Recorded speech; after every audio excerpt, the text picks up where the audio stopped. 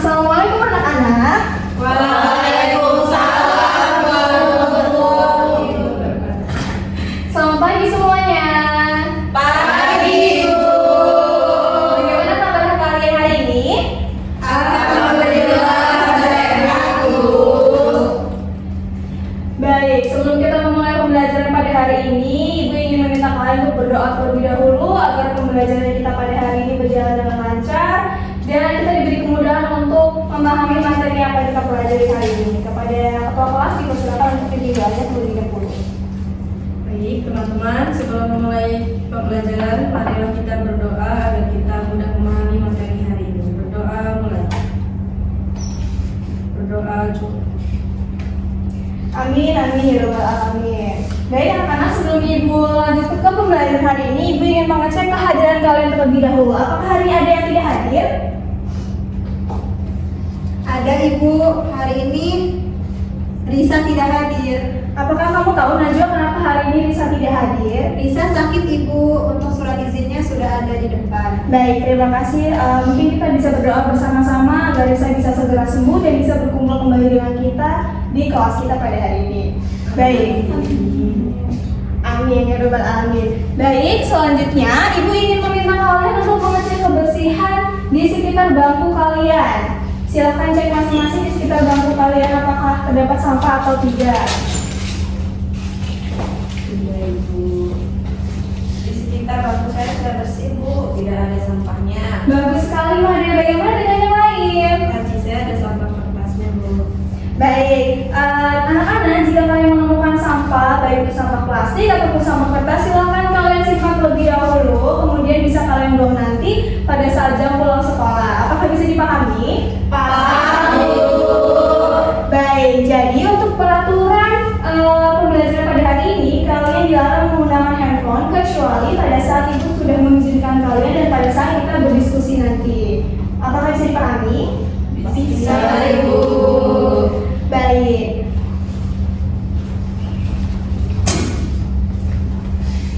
Anak-anak, hari ini Ibu membawa dua objek yang ada di tangan kanan dan tangan kiri Ibu. Silahkan kalian amati dengan seksama. Boleh kalian pegang terlebih dahulu.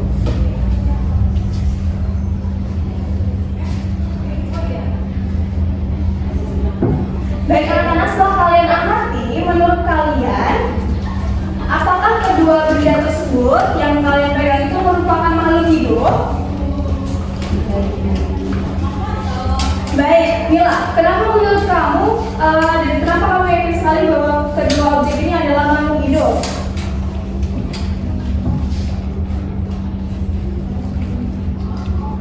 Karena keduanya termasuk tumbuhan, Ibu. Betul sekali, berarti Mila sudah bisa mengidentifikasi bahwa objek yang kalian amati saat ini adalah tumbuhan. Nah, anak-anak, apakah kalian bisa menyebutkan ciri-ciri yang menunjukkan bahwa kedua objek tersebut sebuah tanaman? Saya, Bu. Iya, silakan Rifka. Menurut saya keduanya memiliki daun, Bu. Betul sekali. Jadi anak-anak bisa lihat di sini bahwa objek yang kalian bawa itu sama-sama memiliki daun. Kemudian selain memiliki daun, apakah ada persamaannya lain?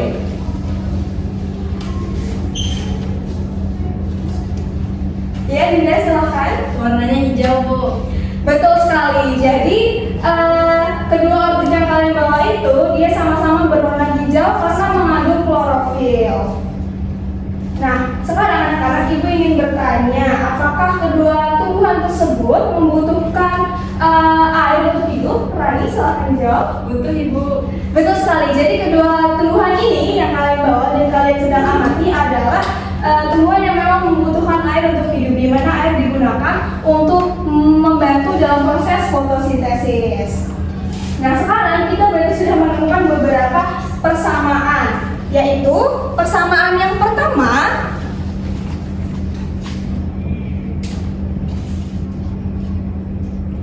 sama-sama memiliki daun. Yang kedua, berwarna hijau.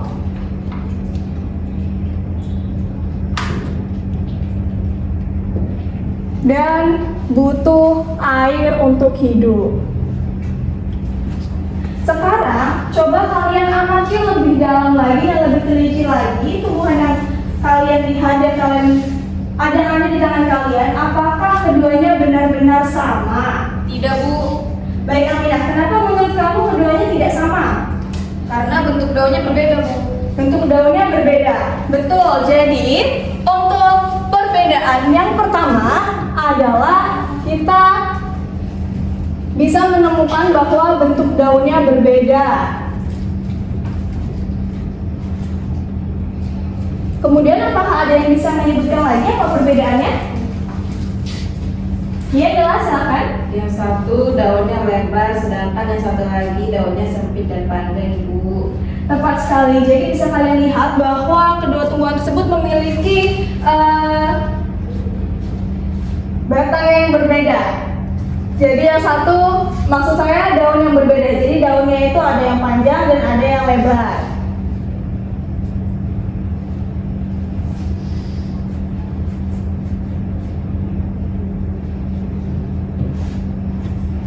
Nah, kemudian anak-anak, ibu ingin bertanya kepada Kani, apakah kamu bisa menyebutkan perbedaannya lagi?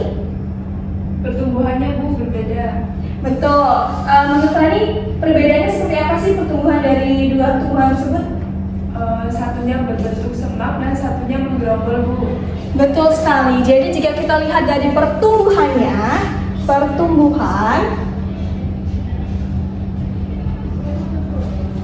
jadi jika tanamannya ini dia itu tumbuhannya menggerombol dan dia di atas tanah, sedangkan tanaman yang satunya dia itu tumbuhannya seperti semak dan dia lebih tinggi daripada tanaman yang satunya. Oke. Jadi kita sudah menemukan beberapa persamaan dan perbedaan. Persamaannya itu adalah yang pertama memiliki daun, kemudian berwarna hijau dan sama-sama membutuhkan air. Kemudian untuk perbedaan dari dua tanaman tersebut, yang pertama dari bentuk daunnya, kemudian dari batang dan juga dari pertumbuhan tumbuhan tersebut.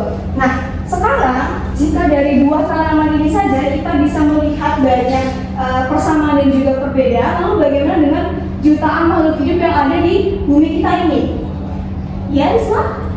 Pasti lebih banyak lagi perbedaannya, Bu.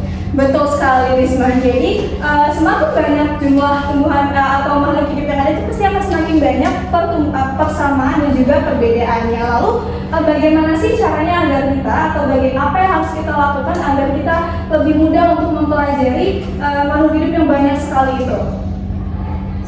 Ya, Mina, silakan. Dikelompokkan berdasarkan cirinya, Bu.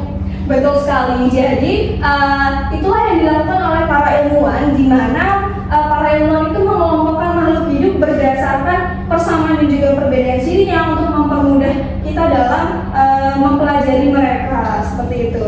Jadi dan kegiatan mengelompokkan makhluk hidup berdasarkan persamaan dan perbedaan cirinya itu dinamakan klasifikasi makhluk hidup.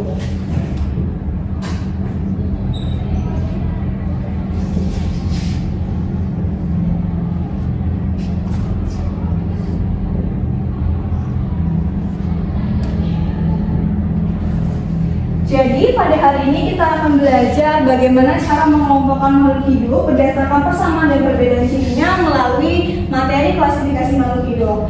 Dan adapun manfaat dari pembelajaran kita hari ini adalah kita bisa mengenali persamaan dan perbedaan ciri dari makhluk hidup dengan tujuan pembelajaran. Yang pertama, peserta didik mampu menjelaskan mengenai pengertian dari klasifikasi makhluk hidup dengan benar.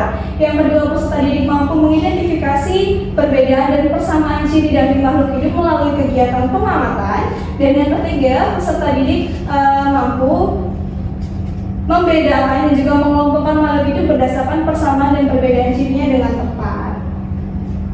Baik anak-anak, selanjutnya kita akan belajar lebih dalam lagi melalui kegiatan kelompok. Sebelumnya, Ibu akan membagi kelompoknya terlebih dahulu. Kelompok yang pertama itu ada Miftah, kemudian ada Aminah, ada Najwa, dan juga ada Made. Dan kelompok yang kedua yaitu ada Risma, Nila, Dinda, dan juga Rani. Silakan kalian untuk duduk sesuai kelompoknya masing-masing. Baik, Ibu.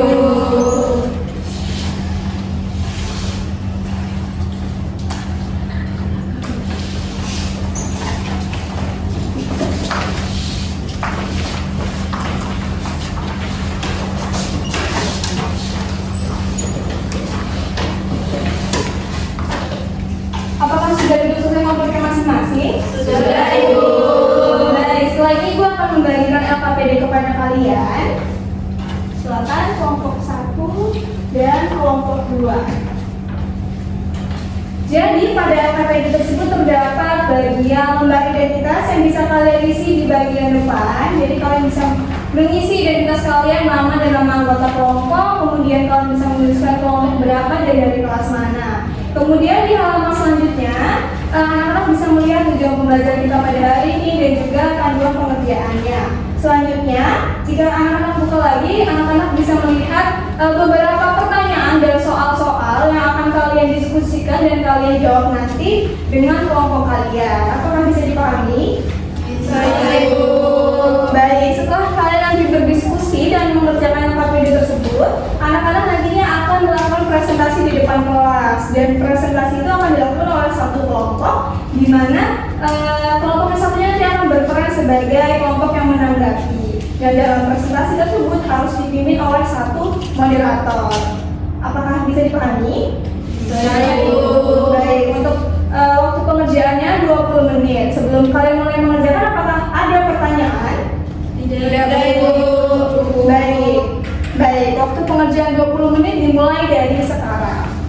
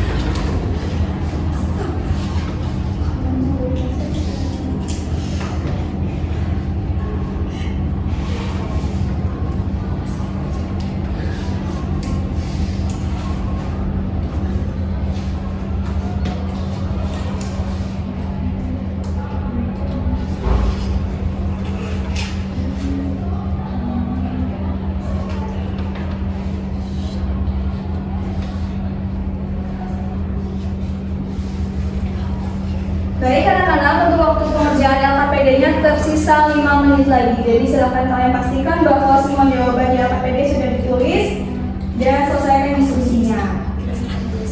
Baik, Ibu.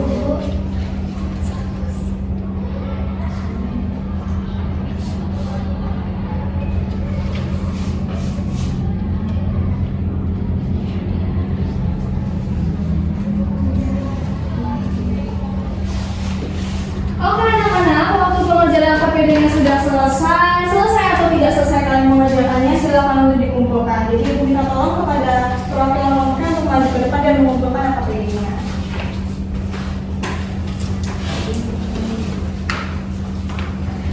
Baik, terima kasih. Selanjutnya kita akan masuk ke sesi presentasi. Siapa yang bersedia untuk presentasi ke depan? Kelompok 1, kelompok 2 aja, Bu. Baik, mungkin ibu pilih kelompok 1, jadi silakan kelompok 1 untuk presentasi dan maju ke depan, dan nanti kelompok 2 akan menanggapi presentasi dari kelompok 1. Kelompok 1 silakan untuk maju ke depan dan mulai presentasi.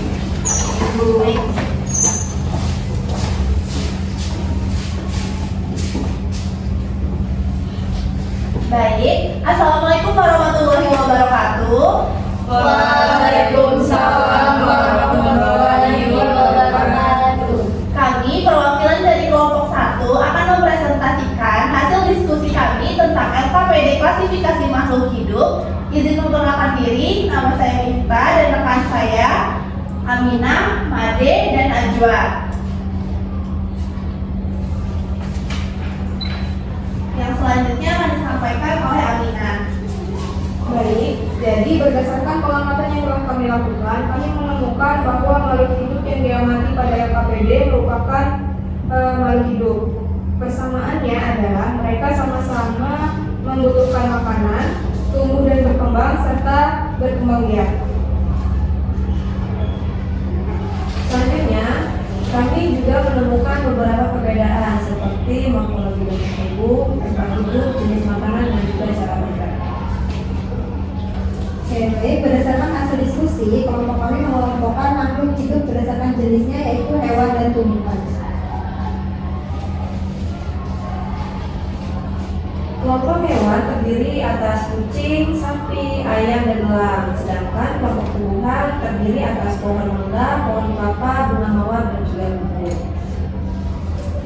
Menurut kelompok kami, pengelompokan dilakukan agar makhluk hidup yang jumlahnya sangat banyak lebih mudah untuk dipelajari. Oke. Jadi kami menyimpulkan bahwa klasifikasi makhluk hidup adalah kegiatan mengelompokkan makhluk hidup berdasarkan persamaan dan perbedaan cirinya. Serta manfaat klasifikasi adalah memudahkan kita untuk mengenali, membandingkan, dan mempelajari keanekaragaman makhluk hidup. Baik, cukup sekian disertasi dari kami. Apakah kelompok 2 ada tanggapan? Silakan diskusi. Baik, terima kasih kepada kelompok 1 yang telah melakukan presentasi. Jadi kelompok kalian kan mengelompokkan makhluk hidup menjadi hewan dan tumbuhan.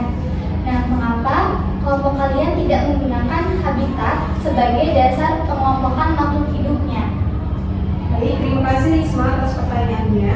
Menurut kelompok kami, pengelompokan berdasarkan jenis itu lebih mudah dilakukan karena perbedaannya lebih jelas yang terlihat dari gambar yang diamati. Apakah sudah cukup menjawab? Sudah cukup, Amina. Terima kasih. Apakah ada yang ingin menanggapi lagi? Oke, silakan Dinda. Saya ingin menanggapi, kelompok kami menggunakan habitat sebagai dasar pengelompokan makhluk hidupnya. Misalnya kucing, sapi, dan ayam kami masukkan ke kelompok hewan darat, sedangkan elang kami kelompokkan berdasarkan kemampuannya hidup dan bergerak di udara. Oke, terima kasih Dinda untuk tanggapannya. Oke, Rani. Saya ingin bertanya, menurut kelompok kalian, jika dasar pengelompokannya berbeda, itu hasil klasifikasinya sama atau beda? Baik, terima kasih atas pertanyaannya Rani. Menjawab, menurut kelompok kami itu bisa berbeda. Sebagai contoh, kelompok kami mengelompokkan makhluk hidup berdasarkan jenisnya menjadi hewan dan tumbuhan. Namun, jika menggunakan habitat sebagai dasar klasifikasi, makhluk hidup dapat dikelompokkan menjadi kelompok yang hidup di darat, air, atau udara. Jadi, hasil klasifikasinya dapat berbeda meskipun objek yang diamati itu sama. Oke, baik teman-teman. Apakah dari teman-teman ada yang ingin bertanya atau menanggapi lagi? Jika tidak ada, saya akhiri. Wassalamualaikum warahmatullahi wabarakatuh. Waalaikumsalam warahmatullahi wabarakatuh.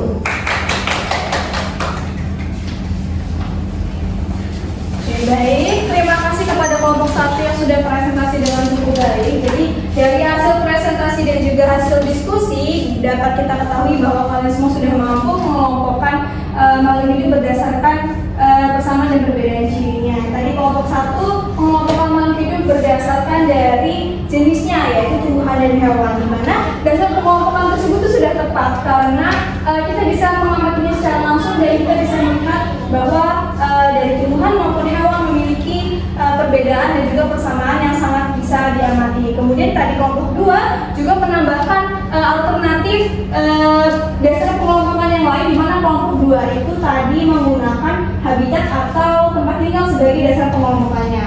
Dan dasar pengelompokan tersebut juga sudah tepat karena kita bisa mengetahui dan dari tempat tinggal bahwa ada yang hidup di darat, ada yang hidup di air, dan ada juga yang hidup di udara. Nah, sekarang Ibu ingin bertanya, jadi apakah hasil klasifikasi itu selalu sama? Tidak, Bu. Dinda, silakan jelaskan kenapa hasilnya tidak selalu sama. Hasil klasifikasi dapat berbeda apabila dasar pengelompokan yang digunakan berbeda, namun dasar tersebut harus logis, jelas, dan dapat dipertanggungjawabkan. Tepat sekali. Jadi dari hasil klasifikasi itu tidak selalu sama. Kita bisa jadi satu objek tumbuhan atau satu objek hewan itu bisa dikelompokkan berbeda-beda sesuai dengan dasar pengelompokannya masing-masing. Nah, selanjutnya Ibu akan menampilkan sebuah PPT untuk membantu kalian memahami materi kita lebih baik lagi.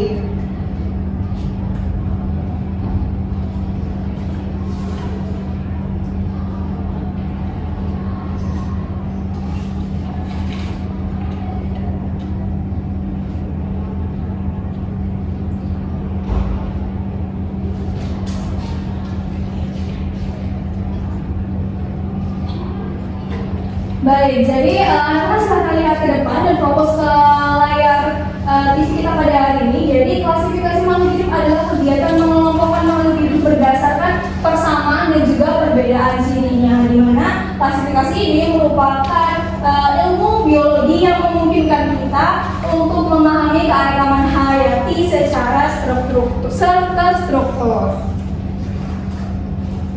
Kemudian yang selanjutnya yaitu adalah tujuan dari klasifikasi makhluk hidup. Jadi anak-anak bisa lihat di depan bahwa tujuan klasifikasi makhluk hidup itu yang pertama adalah mengelompokkan makhluk hidup berdasarkan cirinya. Kemudian yang kedua itu mengenali dan mempelajari makhluk hidup. Dan yang ketiga itu memberi nama ilmiah yang seragam secara internasional. Kemudian yang keempat yaitu mengetahui hubungan kekerabatan antar makhluk hidup. Dan yang terakhir itu mempermudah mempelajari keanekaragaman makhluk hidup. Selanjutnya itu adalah mengenai dasar-dasar klasifikasi makhluk hidup. Jadi tadi anak-anak sudah menyebutkan beberapa dasar klasifikasinya, dari persamaan ciri dan juga perbedaan ciri, kemudian dari morfologinya, bentuk luar tubuhnya, kemudian dari anatomi, struktur dalam tubuh, cara berkembang biak, bertelur, melahirkan, tempat membelah diri, dan juga ada habitat. Jadi ada yang hidup di air, di darat, dan juga di udara. Baik anak-anak, sebelum Ibu menutup pembelajaran pada hari ini, Ibu ingin mengetahui pemahaman kalian mengenai pembelajaran pada hari ini. Apa hal baru yang kalian pelajari pada hari ini? Saya Ibu. Silakan Najwa. Saya belajar tentang makhluk hidup itu dia bisa dikelompokkan berdasarkan persamaan dan perbedaan cirinya, Bu. Oke, baik. Terima kasih Najwa. Jadi Najwa mengatakan bahwa Najwa bisa mengelompokkan makhluk hidup berdasarkan persamaan dan perbedaan cirinya. Bagaimana dengan yang lain? Saya Bu. Silakan Risma. Jadi saya belajar bahwa satu makhluk hidup itu bisa dikelompokkan dengan cara yang berbeda, Bu. Betul sekali. Jadi klasifikasi atau pengelompokan makhluk hidup itu tidak hanya dilakukan dengan satu cara. Jadi ada banyak dasar pengelompokan makhluk hidup, tetapi dasar yang digunakan harus logis, harus jelas, dan juga harus dapat dipertanggungjawabkan. Baik anak-anak, kemudian Ibu sebagai tindak lanjut dari pembelajaran pada hari ini, sekarang Ibu punya satu pertanyaan. Jika kalian diminta untuk mengamati 5 tumbuhan yang ada atau 5 makhluk hidup yang ada di sekitar rumah kalian, kira-kira dasar pengelompokan apa yang akan kalian gunakan dan alasannya kenapa? Ya Dinda, silahkan. Berdasarkan habitat, Bu, karena mudah diamati. Oke, Dinda menjawab berdasarkan habitat karena mudah diamati. Kemudian apakah ada jawaban yang lain? Saya Bu. Ya Amina, silahkan. Kalau saya berdasarkan jenis makanannya, Bu, supaya lebih spesifik. Betul sekali. Jadi jawaban dari Dinda maupun dari Aminah yaitu menggunakan habitat ataupun dari cara mendapatkan makanannya itu juga sudah tepat karena keduanya sama-sama bisa dipertanggungjawabkan dan sama-sama jelas. Baik anak-anak, untuk tindak lanjutnya Ibu akan memberikan kalian tugas di mana tugasnya adalah kalian silakan mengamati makhluk hidup yang ada di sekitar rumah kalian sejumlah 5 makhluk hidup. Kemudian setelah itu silakan kalian kelompokkan dengan satu dasar pengelompokan saja. Setelah itu kalian tulis alasan mengapa kalian memilih dasar pengelompokan tersebut. Apakah bisa dipahami? Bisa, Ibu. Apakah kalian ada pertanyaan tentang tugas yang sudah Ibu berikan? Tidak, Ibu. Sudah cukup. Baik, tugas itu akan kita bahas di pertemuan selanjutnya, di pertemuan minggu depan. Mungkin Ibu ingin mengucapkan terima kasih banyak atas partisipasi yang aktif dan juga diskusi yang sangat baik dari anak-anak sekalian. Semoga diskusi kalian hari ini bisa bermanfaat bagi kita semua. Mungkin untuk menutup pembelajaran dengan penutup yaitu berupa doa agar pembelajaran kita bisa bermanfaat bagi kita semua. Pada siang hari ini, marilah kita berdoa agar ilmu yang kita dapat hari ini bisa bermanfaat. Berdoa